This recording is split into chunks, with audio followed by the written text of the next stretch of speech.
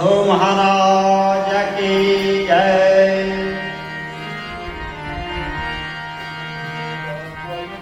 बीता जाए रे मुख से जप ले नमः शिवाय। तेरा पल पल बीता जाए मुख से जप ले नमः शिवाय।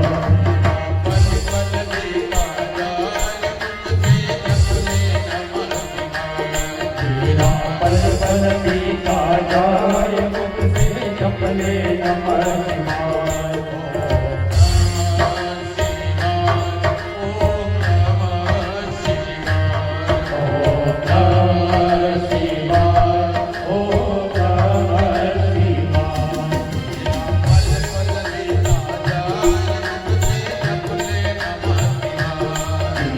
पल पल बीता जाए मुख से जप ले नमः शिवाय।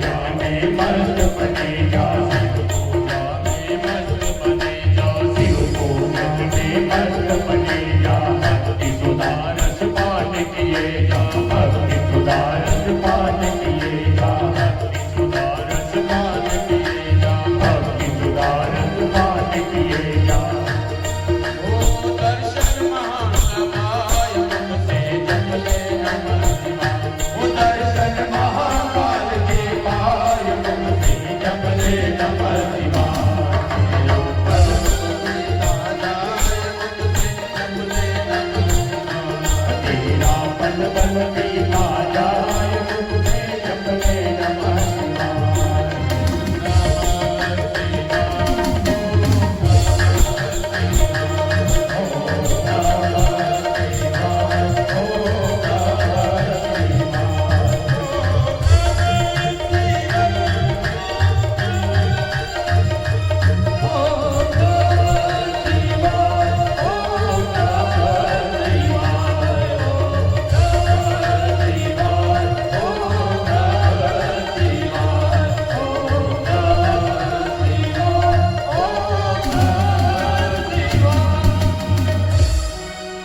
महाकालेश्वर भगवान की जय। नीलकंठेश्वर भगवान की जय।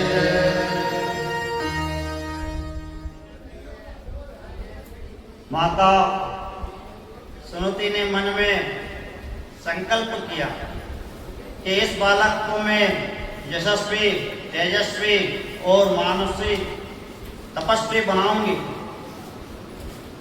एक बात कहो, यदि स्त्री चाहे तो घर को स्वर्ग बना सकती है, स्त्री चाहे तो घर को वैकुंठ बना सकती है, और स्त्री चाहे तो वो घर को नरक का अड्डा बना देती है। बालक को माँ ही सबसे बड़ी गुरु होती है। माँ चाहे तो बालक को संत बना दे, माँ चाहे तो उसे ज्ञानी बना दे, माँ चाहे तो उसे भक्त बना दे, और माँ चाहे तो उसे जेब कतरा चोर डाकू बना दे। कहने का भाव, माँ चाहे तो बच्चे को कुछ भी बना सकती है। इसलिए माँ को चाहिए बच्चों को सुंदर संस्कार डाले। माता सुनोती जहाँ कहीं सत्संग में जाती, नन्हे से बालक ध्रुव को गोद में लेकर जाती। माता सुनती संतों को प्रणाम करती, दूर से कहती बेटा इन संतों को प्रणाम करो। जब ध्रुव जी 4 वर्ष के हो गए, एक बार संत ने सुनती से कहा, बेटे बहुत सेवा करती हो, हम तुम्हारी सेवा से प्रसन्न हुए हैं, आज वरदान मांगो, क्या चाहिए, जो मांगोगे तुम्हें देंगे। सुनती बोली, क्या मांगू बाबा, मेरी कोई कामना नहीं, वर देना है तो केवल एक वर दो, बस आप संतों के सत्संग मिलता रहे, संतों का सत्संग मिल जाए, इससे बड़ा वरदान और क्या होगा। संतों ने कहा, नहीं बेटी, कुछ तो तुम्हें मांगना ही पड़ेगा, मैं मांगने को कहता हूँ। सुनते ने कहा, तो बाबा एक वर दे दो, मेरे सौत है सुरुचि, उसका विवाह को 4 वर्ष हो गए, उसके अभी बालक नहीं हुआ, आप आशीर्वाद दें, उसके घर भी एक पुत्र हो जाए।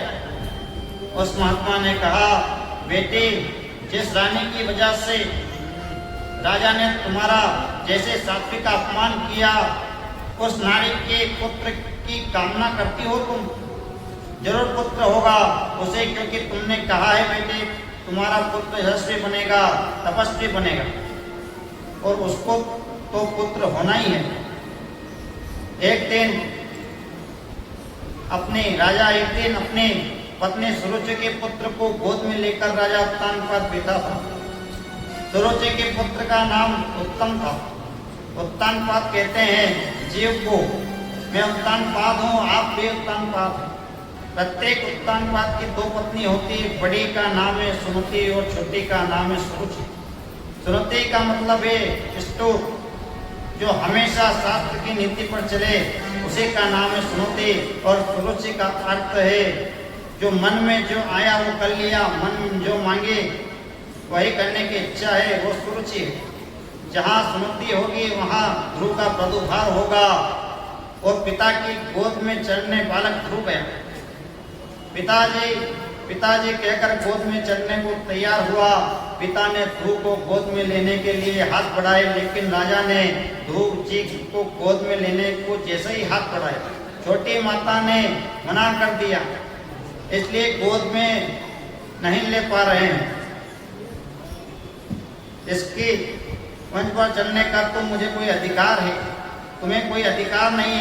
जैसे ही दो पिता की गोद में चढ़ने को तैयार हुए, छोटी माता डांट लगाती, इस मंच पर बैठने का तुम्हें कोई अधिकार नहीं। दो ने पूछा क्यों क्यों, ये मेरे पिताजी नहीं हैं। सुरुचि डांट कर बोली, यह तुम्हारे पिताजी तो हैं, लेकिन मैं तुम्हारी माता नहीं हूँ। इस मंच पर बैठने के लिए इनका पिता होना जितना हो सके, उससे ज्यादा मेरा माँ होना हो सके। क्या समझाऊं तुम्हें, दूसरे स्त्री के गर्भ से जन्म लिया तुमने, इसलिए इस मंच पर बैठने का तुम्हारा कोई अधिकार नहीं है।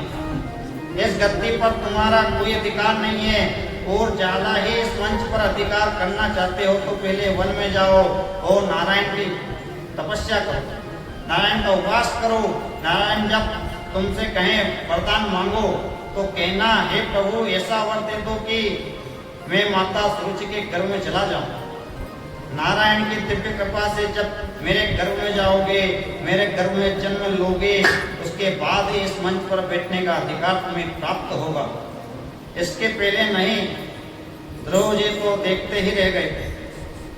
आचार्य शुक्रदेव जी कहते हैं, परीक्षित, माता सुरुचि ने केवल ध्रुव जी का ही अपमान नहीं किया, भगवान का भी अपमान कर दिया। हम कथा क्यों करते हैं, सत्संग क्यों करते हैं, प्रवचन क्यों सुनते हैं? इसलिए कि गर्भ में आने जाने का चक्कर छूट जाए। लेकिन सुरुचि ने अपने गर्भ को इतना सुंदर मंदिर माना कि मेरे गर्भ में आने के लिए भगवान की तपस्या भी करना जरूरी है। तो बताओ, सुरुचि का गर्भ भगवान से भी ऊंचा हो गया कि नहीं? रोते रोते ध्रुव जी आए, माँ सुनीति ने तोड़कर बाहों में भर लिया। क्या बात है बेटा, क्यों, क्या हुआ, क्यों रोते हो? बालक ध्रुव ने सुनीति की ओर देखा और कहा, माँ आप मेरी माँ कहलाने की योग्य नहीं है। क्या आपके गर्भ में जन्म लेकर मैंने बहुत बड़ी गलती की? फिर ऐसा कौन से सद्गुण विद्यमान है माता सुरुचि में जो आप में नहीं? किन सद्गुणों की अभिमान की वजह से सुरुचि ने आपका अपमान किया? वास्तव में यदि मैं आपका पुत्र हूँ तो माता सुरुचि के एक एक शब्द का बदला लेकर मानूंगा। सुरुचि ने ऐसा क्यों किया? माता सुनीति ने तुरंत ही ध्रुव के मुंह को बंद कर दिया। बेटा, कभी किसी प्राणी के अमंगल की कामना मत करो। सुरुचि का बुरा हो ये तुमने क्यों कहा? ये सुरुचि से बदला लूंगा ये तुमने क्यों कहा? अरे वत्स, संसार में जो कुछ भी लोग प्राप्त करते हैं अपने प्रारब्ध से प्राप्त करते हैं।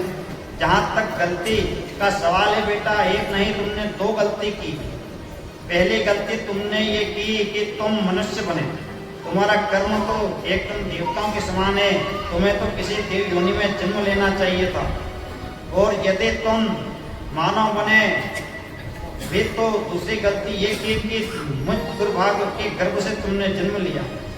अगर सुरुचि के गर्भ से जन्म लिया होता तो निश्चित रूप से तुम्हें गद्दी पर बैठने का अधिकार मिल जाता। लेकिन सुरुचि ने तुमसे गलत नहीं कहा कि वन में जाकर भगवान की उपासना करो, वन में जाकर परमात्मा का चिंतन करो। बेटे, जिस परमात्मा का चिंतन के लिए ग्रहण समाधि लगाते हैं, संत समाधि लगाते हैं, बड़े बड़े मानसी लेकर एक क्षण के लिए वो समाधि में आते नहीं, उसी प्रभु से मिलने की प्रेरणा दी है। माता सुरुचि ने तुम्हें, अरे वत्स, मेरे लिए इससे बढ़कर सौभाग्य की बात क्या हो सकती है कि मेरा बेटा नारायण के चरणों का प्रेमी हो। वही माँ वास्तव में पुत्र होती है, वही माँ सबसे बड़ी पुत्रवती कहलाने की अधिकारिणी है, जिसका पुत्र रघुपति के चरणों का प्रेमी हो जाए। मेरे लिए इससे बड़ा सौभाग्य क्या हो सकता है? तुम कल वन में जाओ तो आज चले जाओ बेटा, आज जाओ तो अभी चले जाओ। आज से संबंध जोड़ लो परमात्मा से। तुम्हारा प्रभु केवल तुम्हारे हैं। प्रभु ध्रुव ने कहा, माता आप भी मुझे वन में जाने की प्रेरणा देती हैं, लेकिन वो कहाँ रहता है? भगवान कहाँ वास करते हैं? कहाँ उनका निवास है? मुझे बताओ। माता ने कहा, वो सब जगह विद्यमान है, वो सर्वत्र है, सर्वत्र उनका वास है। माता सुनीति ध्रुव जी से कहते हैं बेटा परमात्मा का स्वर्गवास है, उनको खोजने का प्रयास करना चाहिए, तुम सीधे वन में जाओ, मुझे कोई आपत्ति नहीं। ध्रुव जी इनके मन में प्रेरणा आ गई, वन की ओर प्रस्थान कर लिया। लेकिन शास्त्र कहते हैं गुरु बिना भाव नित रही न कोई, जो विचार संकर सम होई। बिना गुरु के कोई भव सागर से पार नहीं हो सकता। ब्रह्मा और शंकर के समान भी कोई ऐश्वर्यशाली है तो भी गुरु श्रेष्ठ नहीं मिला तो परमात्मा नहीं मिल सकता। गुरु तो जीवन में श्रेष्ठ होना ही चाहिए। गुरु को निर्मल अंतकरण वाला मिलन वाला ही चाहिए। गा कहते हैं अंधकार को और रूप कहते हैं प्रकाश को। हमारे हृदय में अज्ञान रूपी अंधकार को निकालकर जो ज्ञान का प्रकाश भर दे उसी का नाम गुरु है। जिसने जीवन में गुरु तो होना ही चाहिए। श्रेष्ठ गुरु मिले या प्रयास करो। यदि आपको किसी गुरु पर मान नहीं जमता तो हनुमान जी को गुरु बनाओ, शिव जी को गुरु बनाओ या राम जी को गुरु बनाओ। ध्रुव जी महाराज ने अपने मन में संकल्प किया, क्या करूं, मेरा कोई गुरु नहीं है। बिना गुरु मुझे मार्ग कौन बताए, बिना गुरु परमात्मा से मिलने को कौन कहे। मन में भावना जागी। उनके मन में बहुत क्लेश भी हुआ, लेकिन मन में संकल्प श्रेष्ठ हुआ तो सामने से आ रहे थे नारद जी। मैंने आपसे कहा था नर ज्ञानम दति नारद, जो ज्ञान देता है उसे नारद कहते हैं। नारद जी ने ध्रुव जी को देखा, ऐसा शिष्य मिल जाए तो मेरे लिए भाग्य की बात है, लेकिन परीक्षा लेकर देखूं पक्का है कि कच्चा। संत नारद जैसे ही ध्रुव के पास पहुंचे, ध्रुव ने नारद जी के चरणों में साष्टांग प्रणाम किया। मन ही मन कहा पहली सीढ़ी मजबूत है। संत को देखते ही प्रणाम किया। नारद जी ने पूछा किसके पुत्र हो और कहाँ जाते हो। ध्रुव ने कहा हम उत्तानपाद के पुत्र हैं और वन में जा रहे हैं भगवान को प्रकट करने। नारद जी अरे झूठ को हंसे। वन में जाकर वन में भगवान नहीं रहते, वहाँ तो ऊपर शेर रहते हैं। तुम्हारा नाश्ता कर जाएंगे पता भी नहीं चलेगा, लौट जाओ। भगवान को प्रकट करने आए। ध्रुव ने कहा मेरी माँ के वचन है कि शेर में भी परमात्मा का वास है, परमात्मा का सर्वत्र वास है। नारद जी ने सोचा दूसरी पीढ़ी भी मजबूत है, विश्वास पक्का है। नारद ने कहा ठीक है, लेकिन भूख लगेगी तो कितनी बार भोजन करते हो। ध्रुव जी ने कहा कभी कभी 4-5 बार करता हूँ, कोई ठीक नहीं कि मेरी माँ मुझे गोद में बिठाकर भोजन कराती है तब करता हूँ। नारद जी ने कहा ये ही तो मैं कह रहा हूँ, वन में तुम्हारी माता जी थोड़ी बैठी है। जब भूख लगेगी भोजन याद आएगा तो कौन भोजन देगा, इसलिए जाओ लौट जाओ। ध्रुव जी ने मुस्कुरा कर बोले कि मेरी माँ कहती है जब दांत नहीं तब दूध दियो, अब दांत दियो किसी और भी देगा। मेरी माँ कहती है कि जब बालक जन्म लेता है तो उसके दांत नहीं होते, उसके दूध की व्यवस्था परमात्मा करता है। बच्चा जन्म लेता है, बाद में मातृ स्तन में दूध आ जाता है। पहले उस परमात्मा को सबकी चिंता है। जब दांत नहीं थे तो दूध दिया और दांत दिए तो अन्न की व्यवस्था भी वही करेंगे। लेकिन आप नारद जी नहीं हो सकते, क्योंकि मेरी माँ कहती है कि एक बार जिनको नारद जी मिल जाए तो उनको भगवान से मिलाकर मानते हैं। आप कैसे नारद हैं? मुझे घर लौटने को कह रहे हैं, आप नारद जी नहीं है, कोई पाखंडी मालूम होते हैं, कोई बहरूपिया मालूम होते हो। नारद जी ने दौड़कर ध्रुव को गले लगा लिया, कहा बेटा मेरी बात तो सुनो, मैं ही नारद हूँ। ध्रुव जी बोले नहीं, आप नारद जी नहीं हो सकते। नारद जी का हृदय भर आया, बेटा तुम्हारी परीक्षा ले रहा था वत्स, आनंद की बात है तुम मेरी परीक्षा में पास हो गए। ऐसा छोटा सा बालक, ऐसी निष्ठा परमात्मा के चरणों में मुझे बहुत प्रसन्नता है। वन में तुम्हें जाना ही चाहिए, लेकिन तुमने कोई गुरु बनाया।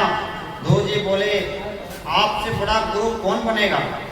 मुझे क्षमा करें, क्रोध में आकर पता नहीं मैंने क्या क्या कह दिया।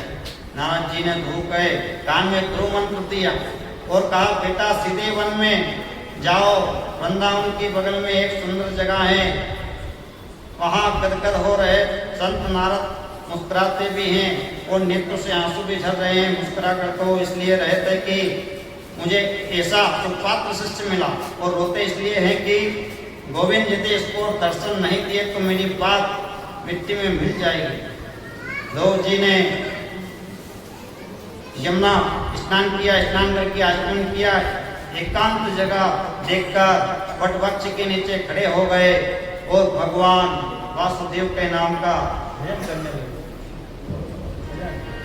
नन्ना सा फूल हूँ मैं, चरणों की धूल हूँ मैं, नन्ना सा फूल हूँ मैं, चरणों की धूल हूँ मैं, आया हूँ मैं तो तेरे द्वार, गुरु जी मेरी पूजा करो स्वीकार, गुरु जी मेरी पूजा करो स्वीकार।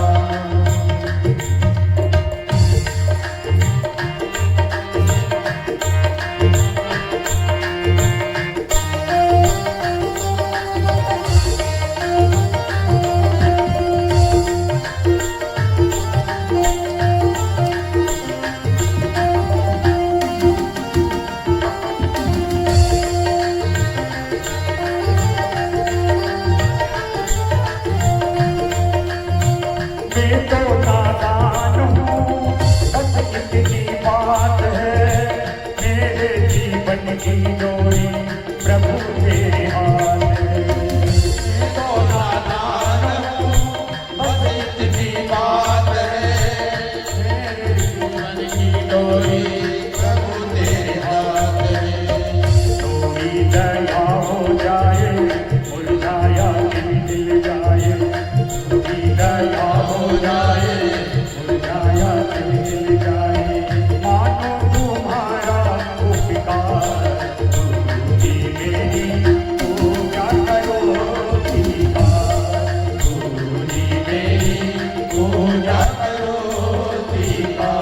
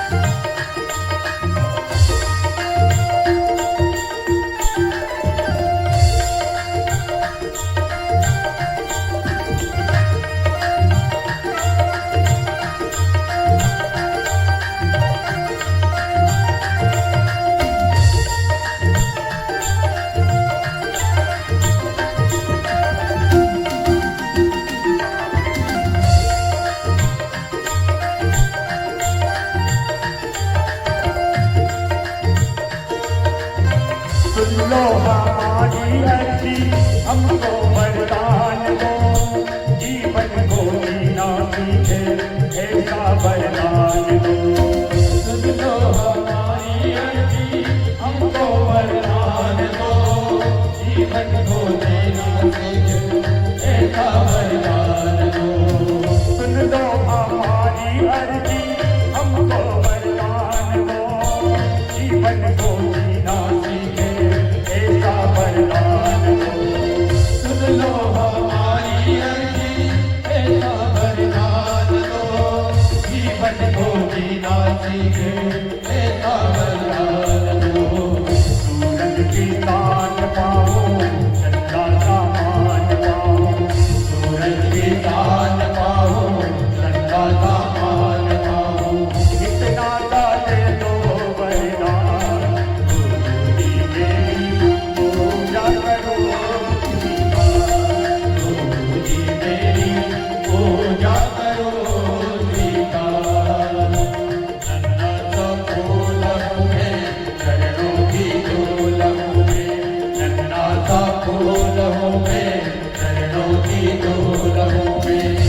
आया मैं तो मेरा गुरु जी मेरी पूजा करो स्वीकार, गुरु जी मेरी पूजा करो स्वीकार, गुरु जी मेरी पूजा करो स्वीकार, गुरु जी मेरी पूजा करो स्वीकार, पूजा करो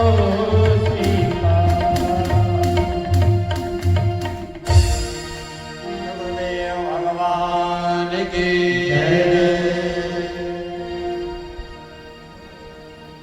भागवत महापुराण की जय। अब ध्रुव जी वन में भजन करने लगे, भगवान का चिंतन करने लगे, तपस्या करने लगे। 3 दिन तक कुछ नहीं खाते, तीसरे दिन शाम को केवल फल तोड़कर खा लेते। 1 महीना निकल गया ऐसे ही। ध्रुव जी के भजन का दूसरा महीना शुरू हुआ। 6 दिन तक बिल्कुल कुछ नहीं खाते। छठे दिन शाम को केवल पत्ते तोड़कर खा लेते, फल नहीं खाते। अब अखंड भजन चल रहा है। ध्रुव जी के भजन का तीसरा महीना प्रारंभ हुआ।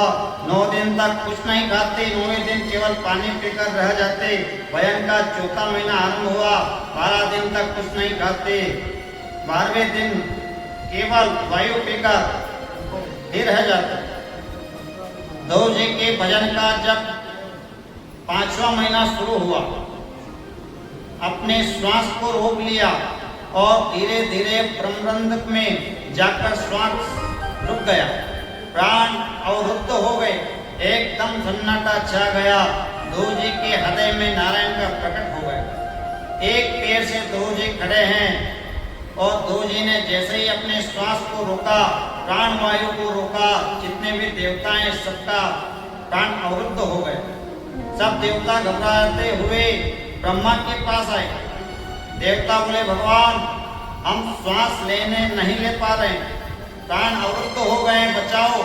भगवान ब्रह्मा बोले, यही हाल हमारा है हो गया, मुझे भी बहुत कष्ट हो रहा है श्वास लेने में। सब रोते रोते भगवान के पास गए, हमें बचाएं भगवान, हमारे प्राणों को क्या अवरुद्ध हो गए, हम जानते नहीं प्रभु। कहाँ? देवताओं डरो मत। भगवान ने कहा कि देवताओं डरो मत, मेरा नन्हा सा भक्त मेरी समाधि में है, वो इतना आरत्य हो गया है, इतना ध्यान मग्न हो गया है कि उसका प्राण अवरुद्ध है। अभी जाकर मैं उसे दर्शन देता हूँ, आपका श्वास चलने लग जाएगा। भगवान ने गरुड़ को तैयार किया। भगवान में ऐसा नहीं है। भगवान ध्रुव जी को दर्शन देने जा रहे हैं। भगवान ध्रुव जी के दर्शन करने जा रहे हैं मधुवन में, ध्रुव जी को देखने जा रहे हैं। लेकिन जो झांकी ध्रुव जी के हृदय में थी, जिस पर ध्रुव जी का मन केंद्रित था, एक पेड़ से ध्रुव जी खड़े थे, संसार का कुछ भी भान नहीं था, देह अभ्यास की मृत्यु हो गई थी। अब वही झांकी ध्रुव जी की आंखों के सामने खड़ी हो गई। अपनी आंखों के सामने जैसे ही वो झांकी खड़ी हुई, ध्रुव जी घबराए और हड़बड़ाहट आंखें खोलकर देखा, वही नारायण भगवान सामने खड़े हैं। नारायण भगवान की जय हो। जैसे ही नारायण का दर्शन हुआ, उनका प्राण संचित हुआ, समस्त देवता का श्वास संचरित हो गया। आदरणीय सुखदेव जी कहते हैं, परीक्षित एक बार आंखें बंद करो और यह दृश्य अपने हृदय में उतार कर तो देखो। नन्हा सा 7 वर्ष का बालक भगवान के सामने खड़ा है। चतुर्भुज नारायण ध्रुव जी को दर्शन दे रहे हैं। कितने सुंदर झांकी है, कितना मनोहर दृश्य है। लेकिन दोनों को ही देख रहे हैं। ध्रुव जी भगवान को देख रहे हैं, भगवान ध्रुव जी को देख रहे हैं, एक दूसरे को देख रहे हैं। 5 मिनट हुए, 10 मिनट हुए, 20 मिनट हुए, आधा घंटा हो गया। ध्रुव जी कुछ बोलते हैं ना भगवान कुछ बोलते हैं। बड़ी देर से देखते देखते भगवान ध्रुव को देखकर मुस्कुराए। जब भगवान मुस्कुराए तो ध्रुव जी भी हंसने लगे। इन दोनों की हंसी को देखकर आकाश में देवताओं भी हंसने लगे। इन दोनों को हंसी को देखकर आश्चर्य शुक्रदेव जी भी हंसने लगे। इन चारों की हंसी को देखकर राजा परीक्षित भी हंसने लगे। अब इन पांचों की हंसी को देखकर हजारों संत जो वहां बैठे थे वो सब हंसने लगे। परीक्षित बोले, प्रभु बड़े कृपालु हैं भगवान, इसलिए हंसे। देखो मैंने इसे भोले भंडारी नन्हे से भक्त को इतनी देर से इसके सामने खड़ा हूं, कुछ बोलता नहीं है, कुछ कहता नहीं है। ध्रुव जी इसलिए हंस रहे हैं कि क्या बोल, कुछ बोलना आता ही नहीं है, क्या बोल। देवता इसलिए हंस रहे हैं, ऐसा मौका हमें मिलता तो हम मांगने की लंबी सूची बना ले। सुखदेव जी इसलिए हंस रहे हैं, जब गोविंद मिल गया तो मांगोगे क्या। परीक्षित इसलिए हंस रहे हैं, कितनी कृपा की आपने कथा के माध्यम से तो झांकी का दर्शन करा दिया मुझे। हजारों संत इसलिए हंस रहे हैं कि परीक्षित तुम धन्य हो, तुम्हें सुखदेव जैसे वक्ता मिले जिसने प्रत्यक्ष भागवत के मध्य से नारायण भगवान का तुम्हें दर्शन कराया। ध्रुव जी बोलना चाहते तो हैं लेकिन बोलना आता नहीं, क्या बोले, कैसे बोले। भगवान ने कहा, ध्रुव स्तुति करना तो चाहता है लेकिन आता नहीं है। तो आपने दिव्य शंख से प्रभु ने ध्रुव के गले से लगा दिया। जैसे ही शंख को गले से लगाया, वेद वेदांत संपन्न ज्ञान ध्रुव जी के हृदय में प्राकट्य हो गया। ध्रुव जी पर भगवान की कृपा बरस गई। ध्रुव ने प्रभु की ऐसी सुंदर स्तुति की, मैं आपको शब्दों में क्या बताऊं। उस स्तुति से एक एक अक्षर स्वर्ण जड़े थे। ध्रुव जी ने प्रभु की स्तुति करनी चाहिए लेकिन स्तुति करना आता नहीं था, तो स्तुति कैसे करे। इसलिए परमात्मा श्री नारायण भगवान ने अपने दिव्य शंख को ध्रुव जी के गले से लगा दिया, जिससे वेद वेदांतों का ज्ञान उनके हृदय में प्रकट हो गया।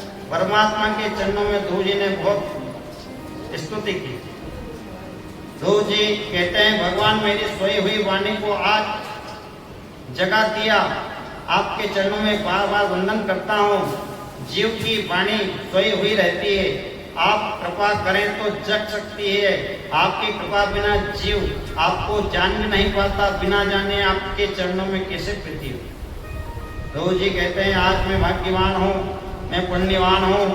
आपने अपने आप कर्तव्य मान रहा हूँ कि मेरी वाणी जो प्रसूत थी उसको आपने जगाया।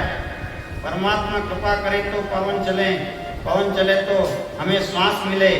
परमात्मा की कृपा से सूर्य देव प्रकाश देकर दुनिया की रोगों का विनाश करते हैं। चंद्रमा जो वनस्पतियों को अधीश्वर कहलाते हैं, समस्त कार्यों को करते हैं। ध्रुव जी कहते हैं, आज मैं धन्य हो गया, आपसे एक आशीर्वाद चाहता हूँ। भगवान बोले, कहो क्या चाहिए। आपके संतों के चरणों में मेरी प्रीति हो जाए और पुत्र भक्ति की वृद्धि मन में होती रहे। भगवान सोचे, ये भक्त तो मांग रहा है, संत चरणों में प्रेम तो मांग रहा है, परंतु वन में आकर ध्रुव ने जो तपस्या की उसका मूल उद्देश्य क्या है, आप ध्यान दें। ऊपर से आप क्या बोलते हैं ये एक अलग बात है, और मन में क्या सोच रहे हैं वो एक अलग बात है, वो भिन्न भिन्न बातें हैं। परमात्मा तो सर्वंतर्यामी है। अपने मन में जो सोचा, आपने जो मन में सोचा उसे वो पूरा करते हैं।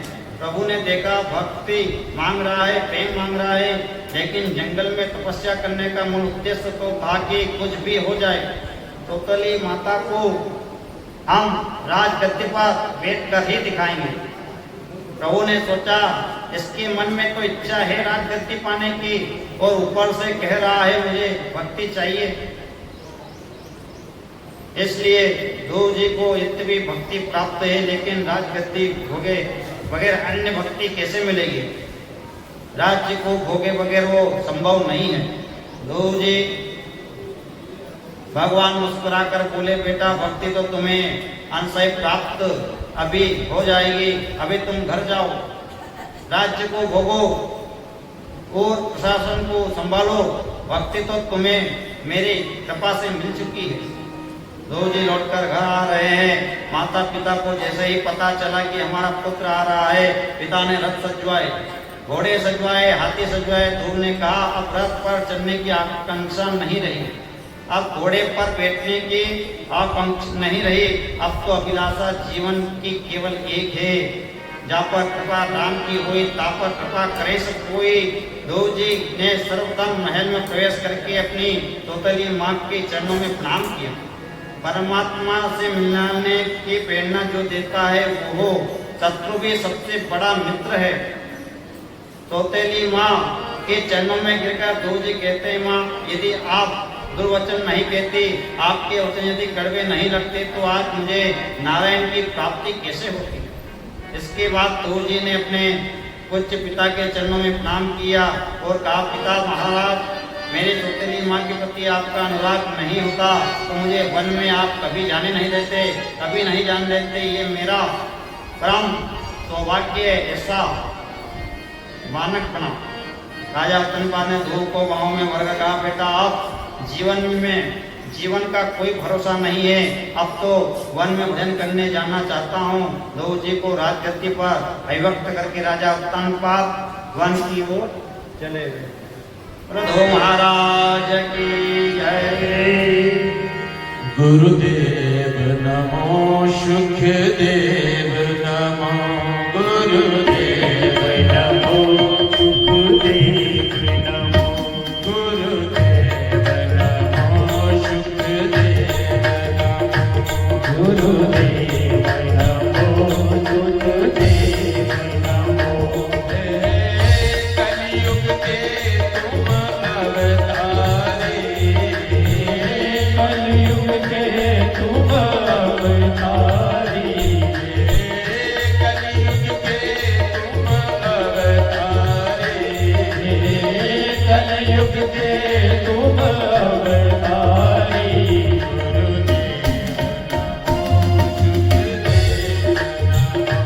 गुरुदेव नमो, सुखदेव नमो।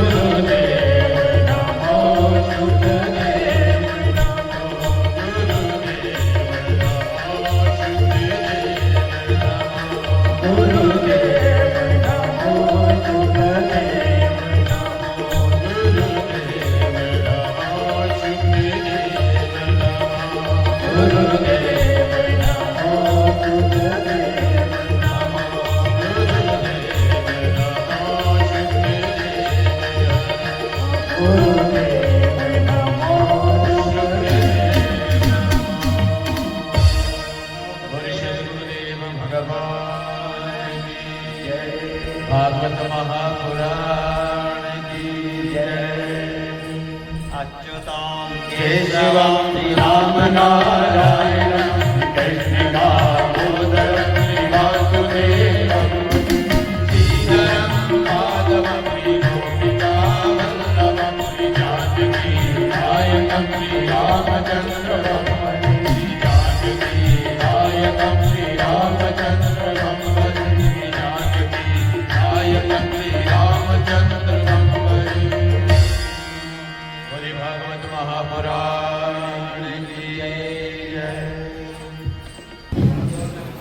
अभी आज हमने पंडित जी के मुखार से गज और ब्याह की कथा सुनी। गज जो है अपने परिवार के साथ झील में स्नान कर रहा था। उसके मित्र थे, पत्नी थी, पुत्र था, बंधु था, बांधव था। और जैसे ही ग्रह ने पकड़ा, क्योंकि जल में सबसे बड़ा बलवान मगर होता है और पक्षी में सबसे बड़ा बलवान हाथी होता है। इस प्रकार हाथी चिल्लाने लगा, दोनों दोनों बचाओ। सबने साथ छोड़ दिया, पत्नी ने साथ छोड़ दिया, पुत्र ने साथ छोड़ दिया, बंधु सबने छोड़। हमारी भी यही गति होगी। जब हमारे सामने काल आएगा तो सब छोड़ देंगे। एक मुझे एक डाकू का एक वृत्तांत याद आया। एक बहुत बड़ा डाकू रोज लोगों को लूटने के पश्चात उस तरह से अपने परिवार का पालन करता। कई वर्ष हो गए। एक बार उसका पुण्य उदय हुआ सत्य के दर्शन में। जब सत्य के दर्शन होते हैं तो समझ लेना चाहिए कि आज उद्धार का समय है, संध्या का समय था। डाकू विचार कर रहा था, आज ऐसे दुष्ट काम होने का कोई भी यात्री नहीं निकला। मेरे परिवार के लोग भूखे बैठे हुए, अब क्या होगा विचार कर रहा था। संत ऋषि कौन है आप? हम भैया तो संत है। क्या आपके पास? ये कमंडल रख दो और यहाँ से भाग लो। क्यों भैया, थोड़ा विचार करो, थोड़ी दया रखो। दया जिनके मन में होती है भगवान को याद करते हैं। जिसने भगवान को याद ही नहीं किया उसके मन में दया कैसे होगी? वह जो दुष्ट था, आप जो है कमल रख दो और यहाँ से जल्दी भाग लो। और नहीं भागे क्या करेगा? मार चुका, मट काट चुका हाथ का। भैया थोड़ा विचार करो। अरे आप 60 ऋषि और एक जल का मन में थोड़ी तो जाए करो। नहीं माना। धोए मोटो भेड़ के काजल हो जाए। काजल को 100 बार भी धोगे तो काला रहे, परंतु काले का भी बड़ा महत्व है। देखिए माता जी अपने बालक और बालिका को काजल लगाती, क्यों? नजर नहीं लग गया। हम मकान बनाते, मकान के ऊपर काली अंडी टांग देते हैं, हमारे मकान को नजर नहीं लगता। बड़ा सुंदर मकान। और आगे की बात आगे बताएंगे। काले का बहुत बड़ा महत्व है। हमारे माता पिता की मृत्यु होती है तो पुत्र वधू जो है उनके सामने काली अंडी फोड़, उनके पीछे जो है क्या माया का कलश अर्पण किया जाए। क्यों फोड़ी? पिताजी माता जी विचार कर लो। मृत्यु लोग में अभी तक रहे थे, ये काली अंडी इसलिए फोड़ रही हूँ कि आप ऊपर ही रहना, आप नीचे आने की चेष्टा मत करना। देख लिया नहीं आपने समझा?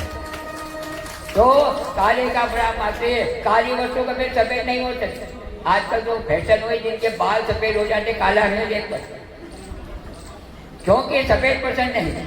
एक बहुत बड़ा कोयले का व्यापार सबसे पूछा, क्यों भैया कोयले को सफेद बना सकते हो? अरे महाराज एक बात झूठी बात बोलते, कोयला जन्मजात काला होता है, काली वस्तु सफेद नहीं। एक महात्मा है, महात्मा के जोड़न किया, महात्मा जी बड़ी भारी समस्या, क्या समस्या है? आप मेरे कोयले को सफेद बना सकते हो? तो उन्होंने कहा बना सकता हूँ, पर जी विचार कर लीजिए, सोच लीजिए, समझ लीजिए और इसके बाद काम करना। सोच लिया तो लगा लो। आप सोच लिया तो लगा दिया, बड़ी ज्वाला उठने लगी। थोड़ी देर में कोयला जो जल करके राख हो, देखे अब तेरा कोयला सफेद है या काला है? अग्नि के द्वारा कोयले को जलाकर सफेद किया गया। इसी प्रकार हमारा मन यदि काला हो जाए, मन गंदा हो जाए, मन दूषित है, मन को भी साफ कर। निर्मल जन सोई पाओ। मन यदि पवित्र होगा तो भगवान के काम, कपड़े पहनते, कपड़े करने हो जाए साबन लगाते हैं, पुराने हो जाए तो नए कपड़े पहनते हैं, क्योंकि लोग हमें देखें क्या कहें। अरे विचार करो भैया, बाहर के शुद्धि मंडों को भीतर की शुद्धि दो। अपने जो है मन को साफ कर लो, मन आपका निर्मल आ जाए। कहा जाता है कि मन बिगड़ा तो जीवन बिगड़ा और मन सुधा जीवन सुधा। तो इस प्रकार आप घर जाओ और अपने सब परिवार को इकट्ठा करो और सबसे पूछो कि आज तक तुमने जो पाप किया है, ये पाप में तुम ऐसा बताओगे? घर गया, खाली हाथ लेकर पत्नी ने कहा, पुत्रों ने कहा आज हम भूखे हैं, सब इकट्ठे हो जाओ, सारा परिवार इकट्ठा होगा, बैठ जाओ। आज तक मैंने जितना पाप किया है, जितने यात्रियों को लूटा है, किसी का मस्त काट दिया, पेट काट दिया, उनके जल को चुराकर आप सबका पालन किया। मैं आपसे पूछना चाहता हूँ कि इस मेरे पाप में क्या तुम ऐसा बताओगे? सबने एक स्वर से इनकार कर दिया, बिल्कुल नहीं। आप परिवार के मुखिया है, पाप से भेद करो या पुण्य से भेद करो, धर्म करो अधर्म का, आपका पाप आपका पुण्य आपके साथ, हम आपके साथ कोई नहीं। सबने इनकार कर दिया। और हाथी की आपने कथा सुनी, सबने छोड़ दिया। माता ने, पिता ने, बंधु ने, पत्नी ने, सबने छोड़ दिया। अंत में किसका नाम किया? भगवान राम का। श्री कृष्ण गोविंद हरे मुरारे, हे नाथ नारायण, हे भगवान, कोई नहीं मेरा, आपके सिवाय मुझे बताने वाला संसार में कोई नहीं। तो भगवान घोड़ पर सवार हो गए और चक्र से जो है और हाथी का उद्धार किया। तो हमारे लिए और कोई नहीं, भगवान। मन में अशांति हो गई, सबने साथ छोड़ दिया, कोई मेरा साथ देने वाला नहीं है। तो चरणों संतों के चरणों में प्रणाम किया और प्रणाम करने के पश्चात कहा सबने मेरा साथ छोड़ दिया, मेरे पाप में कोई दिशा बटाने वाले नहीं है। ठीक है भैया, कोई बात नहीं, भगवान ने साथ नहीं छोड़ा, भगवान तो तेरे साथ है, तू जो है सबने छोड़ दिया परंतु भगवान ने तुझे नहीं छोड़ा है। तो भगवान राम की आराधना कर। लोकाले रामम रणरंगीरम राजीव नेत्रम रघुवंशनाथम कारुण्य रूपम करुणाकरंदम श्री रामचंद्रम शरणं प्रपद्ये। बोलो राजा राम। और राम का नाम नहीं निकला, क्या निकला? मरा, और मरा का उल्टा होता है राम। तो मरा करते करते हजारों वर्ष हो गए। दीपक ने मोदी ने घर बना दिया, ब्रह्मा जी प्रकट हुए और कहने लगे हे डाकुलाल, राम की आराधना करने में बड़ा प्रसन्न हूँ, क्या चाहता है मां? वरम मरे वर्दो वर्दो, क्या इच्छा है? कुछ इच्छा नहीं, आपने दर्शन दिया, मेरे सब इच्छा पूरी। तो कहने का तात्पर्य हमारी रोग की भावना, दर्शा की भावना, इच्छा की भावना कभी संतर नहीं होती। और देखिए, एक ध्यान रखिए, अपने मुख से मीठे वचन बोले, काका प्रश्न पिक प्रश्न वो भेजो पिक काक्यो आगमे वसंते प्राप्ते काको काकप। कोयल कोयल दोनों काले, परंतु कोयल मीठी आवाज। तो ध्यान रखिए, कोयल के समान मीठी। मेरे दो बजे क्या कहा था? अरे अंडे की औलाद अंडी होती है, महाभारत में तो यदि दुर्वचन नहीं कहती तो महाभारत का युद्ध नहीं होता। और सीता ने कहा बड़ा सुंदर लगे, तो भगवान की बात में आ गए और जो है क्या परिणाम सीता गणवा राम रमन का युद्ध हुआ। तो कहा जाता है असंभवम हेम प्रगट जन्मम तथा पे रामो लुरुबे लगायो प्रायः समापन में प्रतिकाले जीवो के वंशाम स्वर्ण काम रघुना असंभव ना तो बात ना होगा तो मारी माया। भगवान राम हो गए, अपनी पत्नी की मान ली, क्या परिणाम हुआ? राम रमन का युद्ध हुआ। तो कहा जाता है एक महिला एक बात सुन लो और मुझे कल उत्तर देना। काहन चिड़िया कर सके, काहन सिंधु समाज, काहन पावक में जरे, काहन काल था। ऐसा कौन सा काम है जो माता बहने नहीं कर सकती? काहन से कर सके, काहन सिंधु समाज से कौन सी वस्तु था समझ में नहीं आती। और ऐसे कौन सी वस्तु जिसकी आग भी नहीं जला सकती, जल भी नहीं जला सकती। और कहना और ऐसा कौन सा काम है जिसे काल भी नहीं जो है समाज। तो कल आप जो है उत्तर देना। तो इस प्रकार ब्रह्मा जी प्रकट हुए, आज से तेरा नाम वाल्मीकि होगा, क्योंकि बूटी ने मेरा घर बनाया और बूटी को संस्कृत में कहा जाता है वाल्मीकि। आज से तेरा नाम वाल्मीकि होगा और मैं तुझे ज्ञान का वरदान देता हूँ। तो जो है भगवान राम की गुणात्वाद का लीला का वर्णन कर। तो ब्रह्मा अवतार के पहले वाल्मीकि जी ने प्रसाद से जो है वाल्मीकि रामायण का जो रचना की। इसलिए हमारा कोई नहीं, ब्रह्म सत्यम जगन मिथ्या। हमारा ना तो माता है, ना पिता है, ना बंधु है, ना बांधव है, ना हिस्से, ना मित्र। सब ये तो अपने अपने कर्म को पूर्ण करने के आए। और जब कर्म पूर्ण हो जाएगा, छोड़ के चले जाए, चाहे जीवन बलि के होते हैं, तो हमारा कोई नहीं। आपने विचार किया हम आए, कौन आए हमारे साथ? अकेले आए। और जब जाएंगे कौन जाएगा? अकेले जाना पड़ेगा। क्या जाएगा? आपका घर जाएगा, आपका भाई जाएगा, आपका धन जाएगा, आपका कुछ भी नहीं जाएगा। जो आपने कर्म किया है वही कर्म आपके साथ। इसलिए मनुष्य को अपने मन में संकल्प करना चाहिए, 3 दा का जो प्रयोग करना चाहिए। 3 दा का तात्पर्य, पहले दा का तात्पर्य दान दो। और दान में जो है हमेशा जैसा होगा वैसे ही। यदि समर्थ हो तो सोने चांदी का दान करो, ढली का दान करो, वर्ष का दान करो। नहीं है तो चिंता मत करो, हम गरीब है, गरीब नहीं, आप तो लखपति हो। आप जो है लखपति हो। और कहा जाता है हर सौ जब बाढ़ो नहीं नहीं प्रसन्न वर्णम कृष्ण वचन। परमात्मा ने बोलने के लिए योगा प्रदान किए, भगवान को प्रदान के लिए हाथ प्रदान किए, मंदिर प्रदान किए, पेट प्रदान किए, बड़ा सुंदर सा दिया कानों को सुनने के लिए। और इसके बाद भी हम झूठ बोलते हैं, हम गरीब हैं, काय की गई?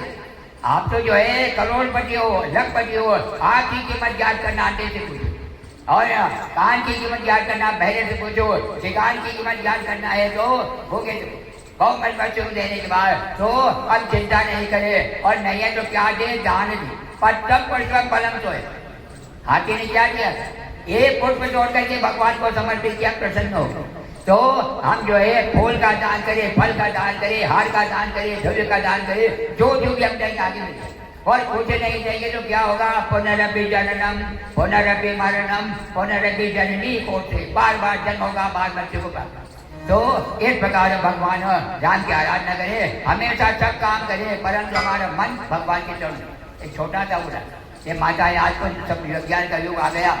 पहले जो है माताएं कुएं से जल खींच करके और अपने मस्तक पर कर बरत लाती और मार्ग में को दूसरी महिला मिल जाती तो बाद में करती। इनका हाथ भी चलता, पाँव भी चलता, परंतु इनके मस्तक पर जो जल से भरा हुआ कलश से आज तक ना तो गिरा और न गिरा। क्यों नहीं गिरता? इनका मन अपने कलश में इस प्रकार संसार में रहे, सब काम करें, परंतु हमारा मन यदि परमात्मा के चरणों में होगा तो हमारा कल्याण हो जाएगा। बोलो राजा अधिराज रामचंद्र भगवान। श्रीमद् भागवत पुराण की एक श्लोक याद है। भारतो पंचमो वेद सुपुत्रो सप्तमो रस दाता पंचदशम ग्रंथम जामातो दशमो। वेद तो चार है, ऋग्वेद, अथर्ववेद, सामवेद, परंतु पांचवें वेद के समान श्रीमद् भागवत। भारत पंचमे वेद सुपुत्रो सप्तमो रस, और सुपुत्र होगा रस से होते हैं 7 रस के समान होगा। जैसे आपने दूध का साथ कल्याण हो गया और जो है कैसा पुत्र प्रकट किया कि भगवान का प्रभु। तो सुपुत्र जो है चंद्रमा के समान होता है, चंद्रमा होते राज्य का अंधकार समा, और हजारों जो तारे मूर्ख पुत्र के समान घूम नहीं, और दान करने वाला पंचवेद के समान होता है। देवता दानव समन वचन किया 14 रत्न निकले, परंतु दानी जो होता है वो पंचवेद के समान होता है। इससे मनुष्य को जो है देना है। और जामा दो जन्मों का, देखिए अब सब जमाई है, कोई भी चेहरा नहीं जो जमाई नहीं है। तो जम और जमाई ये बड़े दुष्ट है और ये कभी खाली नहीं जाते। जब भी आता तो प्राण को ले जाता है, जमी आता है लड़कों को ले जाता है, परंतु यदि जमाई नहीं तो ब्रह्मा जी के सर से रुक जाते। चाहे बोले इनके विवाह में इनके चरणों का पूजन होता है, इन्हें हार दिया जाता है, शिफा दिया जाता है, जब के समान आता है, भोजन भी नहीं करूंगा, चाय भी नहीं, तो हम ही जो है। और यदि जब नहीं हो तो इन पापियों को तो कहने का तात्पर्य इस प्रकार संसार में रहें, सबसे प्रेम करें, प्रेम का वातावरण करें, और किसी से जो मिथ्या नहीं बोले, झूठ नहीं बोले। झूठ बोलना सबसे बड़ा पाप और सत्य बोलना सबसे बड़ा पुण्य। बोलो श्री कृष्ण भगवान की, श्रीमद् भागवत पुराण की नमः पार्वती। पापियों को पाप से है आरती, पापियों को पाप से है आरती। भागवत भगवान की ये आरती, पापियों को पाप से आरती। ये अमर कंठ, ये अमृत कंठ, ये पंचम वेद निराला, नव ज्योति जगाने वाला। ये कंठ, ये योगी पंथ, ये पंचम वेद निराला, नव ज्योति जगाने वाला। ये अमर कंठ, ये मुक्ति पंथ, ये पंचम वेद निराला, नव ज्योति जगाने वाला। ये अमर कंठ, ये मुक्ति पंथ, ये पंचम वेद निराला, नव ज्योति जगाने वाला।